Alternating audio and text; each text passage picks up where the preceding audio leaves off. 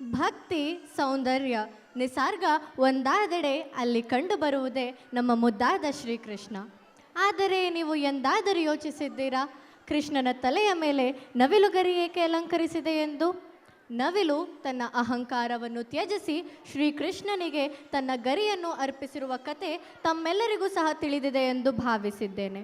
ಆ ಕಥೆಯಲ್ಲಿದ್ದಂತಹ ಪ್ರೀತಿ, ವಿನಯ ಹಾಗೂ ಭಕ್ತಿಯ ಸಾರವನ್ನು ಇಂದು ತಮ್ಮ ಮುಂದೆ ನೃತ್ಯದ ಮೂಲಕ ಪ್ರದರ್ಶಿಸಲು ಬರುತ್ತಿದ್ದಾರೆ 9ನೇ ತರಗತಿಯ ನವಿಲುಗಳು. ಜೋರಾದ ಚಪ್ಪಾಳೆಯಿಂದ ಅವರನ್ನು ಬರಮಾಡಿಕೊಳ್ಳೋಣ. 5, 4, 3, 2, 1.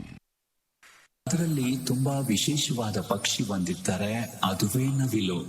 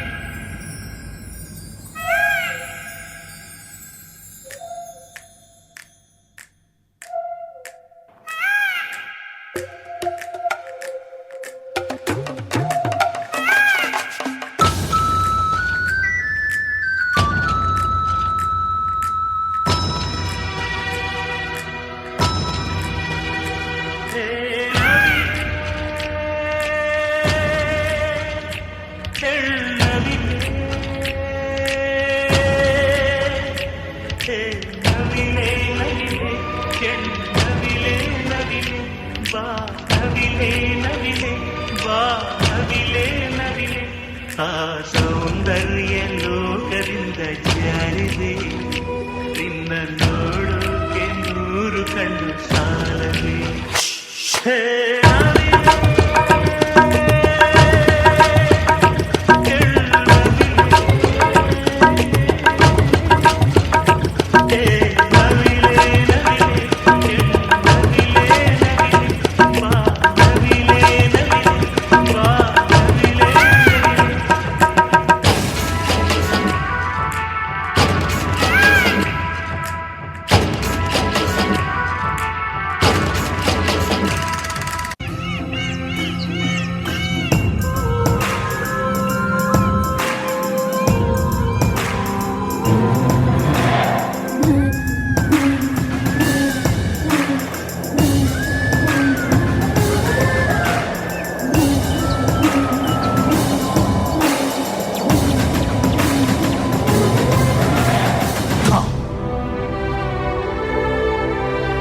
ಶ್ರೀಕೃಷ್ಣನ ಮುಕುಟದಲ್ಲಿ ನವಿಲುಗರಿ ಏಕೆ?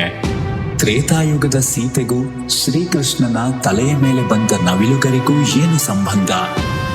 ಸೀತಾದೇವಿಗೆ ಆ ಪಕ್ಷಿ ತನ್ನ ಸಾವನ್ನೇ ತಂದುಕೊಂಡು ಸೀತಾದೇವಿಗೆ ದಾಹವನ್ನು ತೀರಿಸಿದ್ದು ಯಾವ ಪಕ್ಷಿ? ರಾಮನೇ ಋಣದಲ್ಲಿ ಬದುಕಿದ್ದ ಅನ್ನುವುದಕ್ಕೆ ಈ ಸನ್ನಿವೇಶವೇ ಸಾಕ್ಷಿ. ಅಷ್ಟಕ್ಕೂ ಈ ನವಿಲುಗರಿಗೂ ಶ್ರೀಕೃಷ್ಣನಿಗೂ ಶ್ರೀರಾಮಚಂದ್ರನಿಗೂ ಏನು ಸಂಬಂಧ?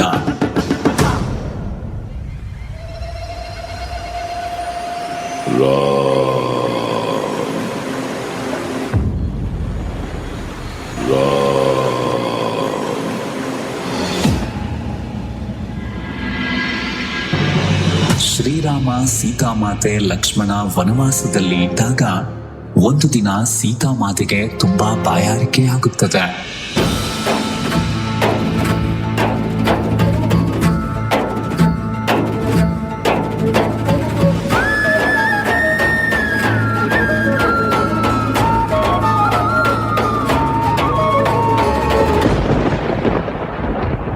ಆಗ ಶ್ರೀರಾಮನು ವನದೇವರಲ್ಲಿ ನೀರಿರುವ ಜಾಗದ ದಾರಿ ತೋರಿಸಲು ವಿನಂತಿ ಮಾಡುತ್ತಾನೆ.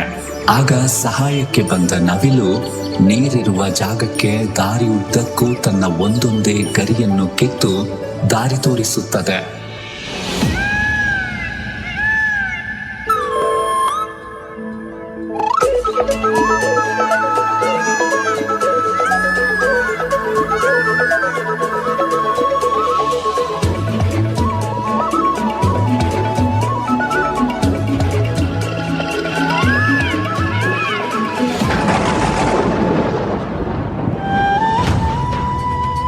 ಆದರೆ ನವಿಲಿನ ಗರಿಯು ವಸಂತ ಮಾಸದ ಸಮಯದಲ್ಲಿ ಮಾತ್ರ ಉದುರುತ್ತದೆ. ಬಲವಂತವಾಗಿ ಕಿತ್ತರೆ ತನ್ನ ಪ್ರಾಣವನ್ನು ಕಳೆದುಕೊಳ್ಳಬೇಕಾಗುತ್ತದೆ.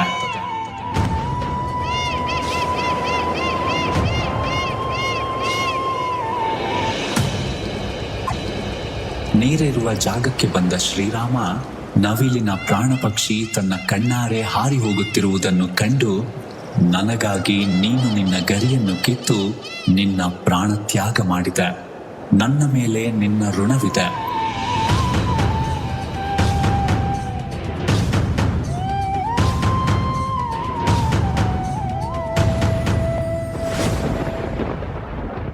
ಆದ್ದರಿಂದ ಮುಂದಿನ ಜನ್ಮದಲ್ಲಿ ನಿನ್ನ ಗರಿಯನ್ನು ನನ್ನ ಮುಕುಟದಲ್ಲಿ ಧರಿಸುತ್ತೇನೆ ಎಂದು ಭಾಷೆ ನೀಡುತ್ತಾನೆ.